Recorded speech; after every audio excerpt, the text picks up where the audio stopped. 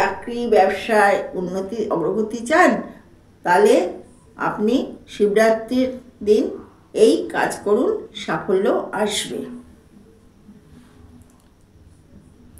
বৈবাহিক জীবন, সুখ, ব্যবসা ও চাকরিতে অগ্রগতির জন্য এই দিনে বিশেষ ব্যবস্থা গ্রহণ করুন।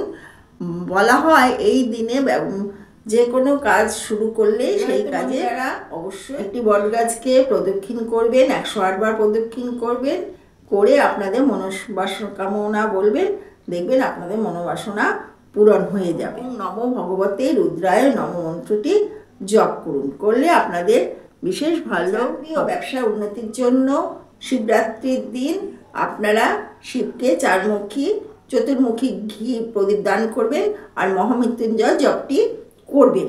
তাতে আপনাদের চাকরি এবং ব্যবসা শিবরাত্রির দিন পারদ শিবলিঙ্গ স্থাপন করুন এবং তাতে পুজো করুন, বিধিমত নিয়মে প্রতিষ্ঠা করুন।